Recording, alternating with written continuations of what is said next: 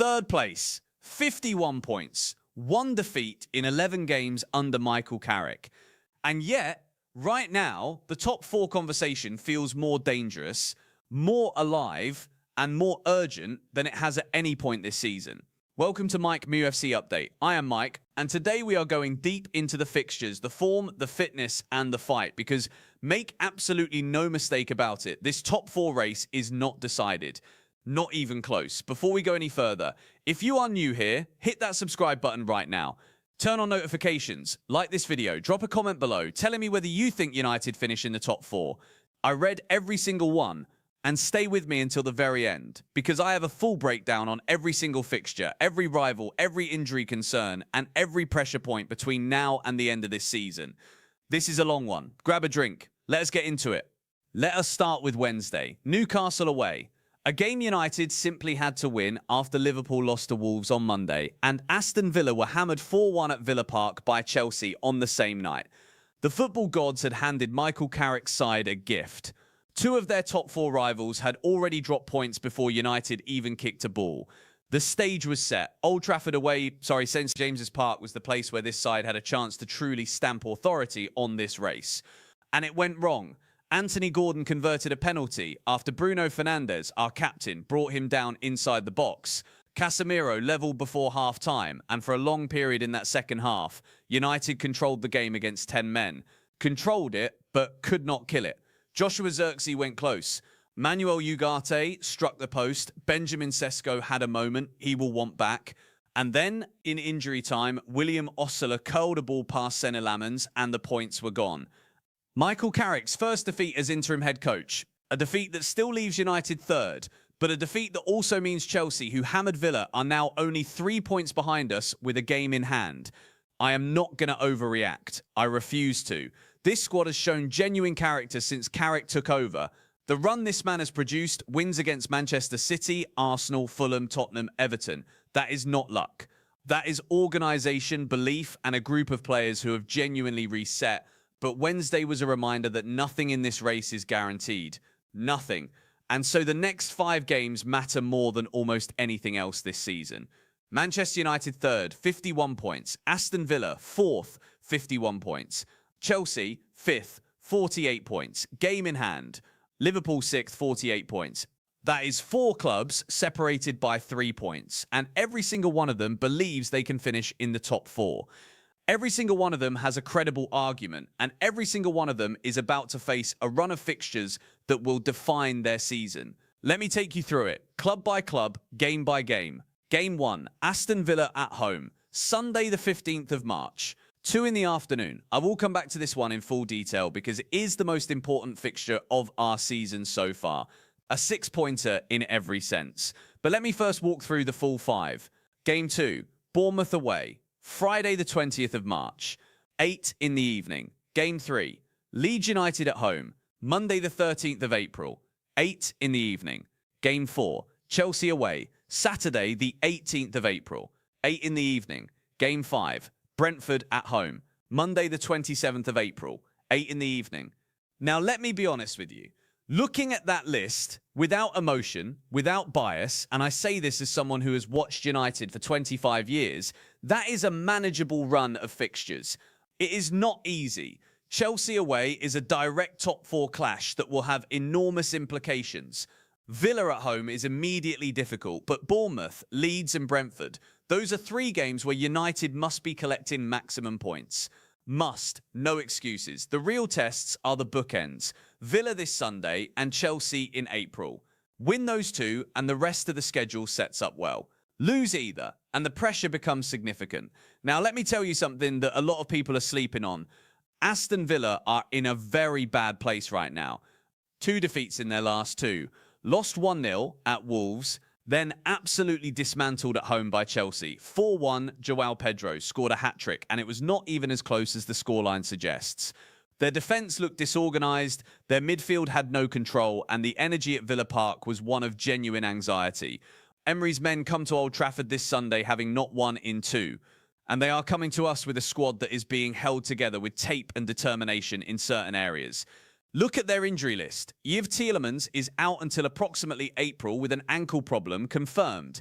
Harvey Elliott, who has been important to them this season, is out with a muscle injury confirmed. Pau Torres, their central defender, has a calf issue that is a serious concern ahead of Sunday. And there are ongoing doubts around Emiliano Martinez, their goalkeeper, who has been managing a calf and back problem. That situation is still developing as we speak. That is a significant number of key players, either missing or carrying issues. And they still have to come to Old Trafford. But here is why Villa are dangerous. Emery is one of the best managers in this division. Ollie Watkins, when fit and in form, is a top 10 striker in Europe. Morgan Rogers has been outstanding this season, and Villa sides under Emery always find a way to make games difficult. They are organised, they are physical, and they will not come to Manchester to simply absorb pressure. Villa's remaining 5 games after United are West Ham at home, Nottingham Forest away, Sunderland at home, Fulham away. I need to be honest, outside of Forest away, that is a kind run. If Villa get through Sunday with a result, they will fancy themselves to accumulate points against the rest. But Sunday is the pivotal moment. A United win sends Villa into a difficult psychological space. A Villa win puts them above us. That is what is at stake at Old Trafford this weekend. This is a genuine season-defining game. Let me talk about Chelsea, because I think there is a temptation among United fans to dismiss them, to look at the gap, to look at the fact they are in 5th, and to assume they do not have enough. I think that is dangerous thinking, and I want to explain exactly why. Liam Rosignol has transformed Chelsea's belief since taking over. The 4-1 win at Villa Park on Tuesday night was not just a result, it was a statement. João Pedro was absolutely unstoppable. The movement, the directness, the clinical finishing. Chelsea look like a side that genuinely believes in what they are doing. They look like a side with momentum. They have 48 points. They have a game in hand on United. If they win that game in hand, the gap is 0, nothing, and they have the quality throughout their squad to put a real run together. Their next 5 games are Newcastle at home, Everton away, Manchester City at home, Manchester United away, Brighton away. Now, here is where I give Chelsea credit and also where I see their vulnerability. Newcastle at home is not easy. Newcastle just beat us. Everton away in this moment of Everton's season is unpredictable. Manchester City at home is a game where either result is possible given City's inconsistency this season, and then they come to us in April. The game in April, Chelsea away, is the one I keep circling back to. If both clubs are still in contention by the 18th of April, that game becomes one of the defining moments of our entire season. It is a direct elimination contest for the Champions League. I have been in that atmosphere before as a fan. I know what those nights feel like. The noise, the tension, the way every decision feels magnified. Chelsea have quality. Chelsea have momentum. Chelsea have a manager who is building something real. Do not sleep on them. And then there is Liverpool. 6th, 48 points, equal on points with Chelsea, but behind on goal difference. And frankly, their form in 2026 has been a real concern for everyone at that club. 2 wins in the Premier League all calendar year, lost to Wolves on Monday night. This is a Liverpool side that has been inconsistent, has looked vulnerable at the back, and has struggled for the kind of fluency and confidence that made them so dangerous earlier in the season. And yet, you write Liverpool off at your absolute peril. They have a game fewer than United. That is a game in hand that could be massive. And look at their remaining fixtures. Tottenham at home, Brighton away, Fulham at home, Everton away. That is a run where, on paper, Liverpool would expect to take a significant haul of points. Tottenham are struggling. Brighton are mid-table. Fulham have been decent, but are not contenders. And Everton are fighting relegation. The problem for Liverpool is not the fixtures. The problem is whether they can find their form at the right moment. Because the Liverpool I have watched in February and early March is not the Liverpool of October and November. The energy is different. The belief looks slightly fractured. But these are experienced players. Mohamed Salah is still Mohamed Salah. The collective memory of this squad knows how to produce when it matters. If they find their rhythm over the next 4 or 5 games, they will be in this top 4 conversation right at the end of the season. The game I am watching closely with Liverpool is Everton away on the 19th of April. That Merseyside derby has a habit of being unpredictable regardless of form. If Liverpool slip up there and United have beaten Chelsea the day before, the mathematical picture becomes very clear very quickly. Let me talk about where we stand, physically heading into this critical stretch. It's Matthijs de Ligt. The big news this week is that de Ligt is targeting a return to the squad for Sunday's game against Aston Villa. He has been missing with a back problem, and his absence has been felt particularly in terms of the defensive leadership United need against top-quality opponents. If he is available on Sunday, even from the bench, that is significant. His presence changes the dynamic of our defending. Bruno Fernandes, our captain, is fit. He was on the pitch at Newcastle on Wednesday, and while the result was poor, his contribution and commitment were not in question. We need him at his best against Villa. When Fernandes is running the game and connecting play between midfield and attack, United are a genuinely dangerous team. We need that version of him on Sunday. Manuel Ugarte. What a signing. What a player this man has become for us. The way Ugarte reads the game, intercepts play, and gives Fernandes the license to operate higher. It has been one of the real tactical successes under Carrick. He goes close on Wednesday. He will be absolutely crucial against Villa's physicality in midfield.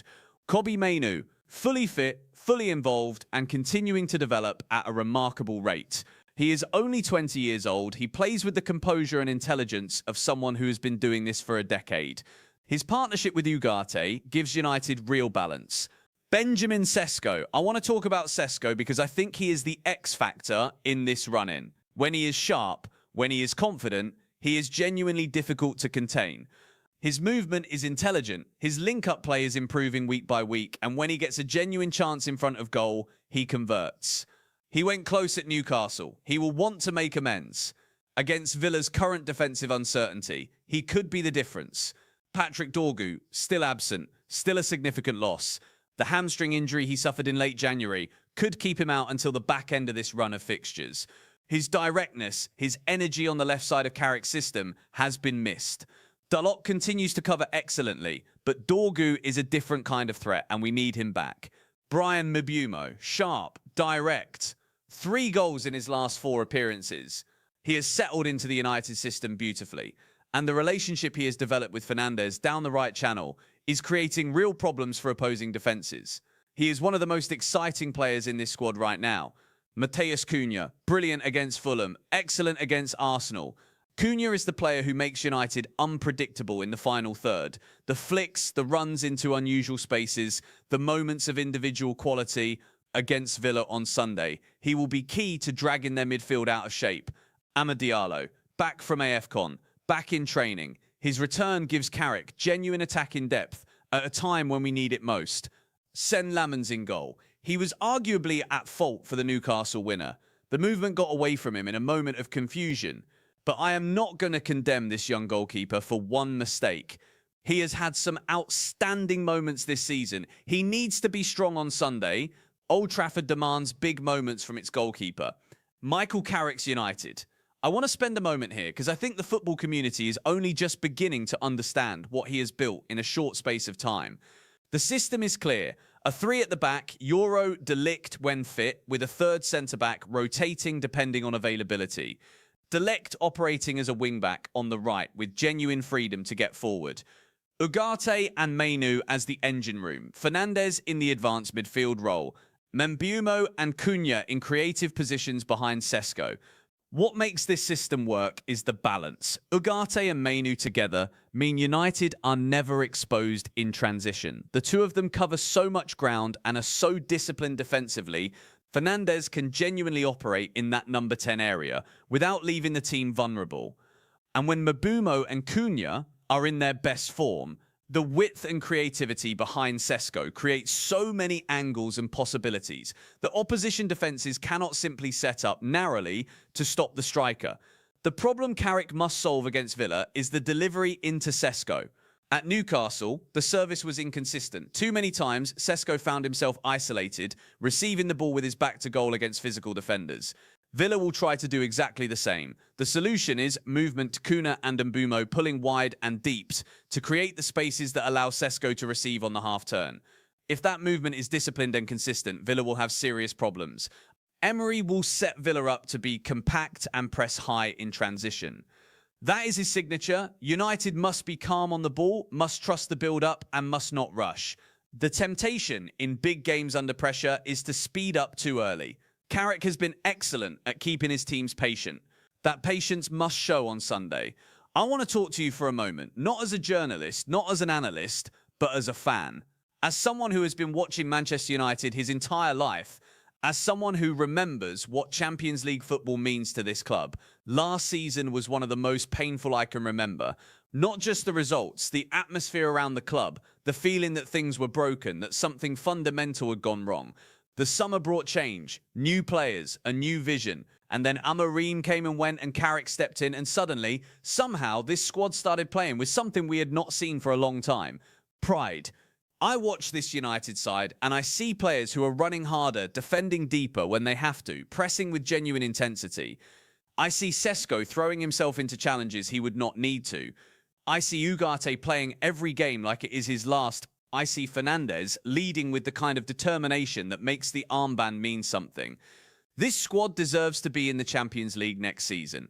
They have earned the right to compete for it. And the next 5 games are the moment where that ambition either becomes reality or falls away. Villa on Sunday, that is where it starts. Old Trafford, the fans behind the team, the atmosphere at maximum volume, the collective will of every Manchester United supporter around the world pushing this squad forward. We have been here before, we have felt this kind of pressure before. And when Manchester United have responded to that pressure with courage and quality, there is no better feeling in football. This is our moment. This is the run-in, and I believe in this squad. Let me give you my honest assessment. No hype, no bias, or as little as I can manage. Manchester United, I believe we finished 3rd. The fixture list, the squad depth, the managerial stability under Carrick, it all points to a top 3 finish. But it requires winning games. We are expected to win. Bournemouth, Leeds, Brentford, 9 points from those 3 is the minimum requirement. Aston Villa, I think they finish 4th. Despite the poor form, Emery will steady the ship, the injury returns will help, and the back end of their schedule is kinder than anyone else in this group. But if they lose on Sunday, the psychological damage could be significant. Chelsea, I think they fall just short. The fixtures are too difficult. Manchester City at home, Manchester United away. That is 6 points from 2 games against top 4 rivals, and I do not think they will take maximum from both. They may well finish 5th. And Rosenior should feel proud of what he has built regardless. Liverpool, I think the form issue bites them at the worst time. They have the game in hand, but the belief is not where it needs to be. I see them finishing 6th. Remarkable considering where they were in November. But I want to be clear about something. None of this is certain. Every one of these clubs is capable of winning every game I have predicted they will lose. Football does not follow scripts. The only thing we can control, the only thing is the next game. Villa, Sunday. Old Trafford. That is the full breakdown, the full analysis, and the full emotional truth of where we stand right now in this top 4 race. I am Mike. This is Mike MUFC Update. If you got to the end of this video, you are exactly the kind of red that this channel is built for. Hit the like button right now if you think United finish in the top 4. Subscribe if you have not already. I am putting out content every single time there is a major story worth breaking down. Turn on notifications so you never miss it. Drop a comment below. Where do you think United finish? Do you back us against Villa on Sunday? Let me know. Let us talk. Stay red. Stay loud. I will see you very soon.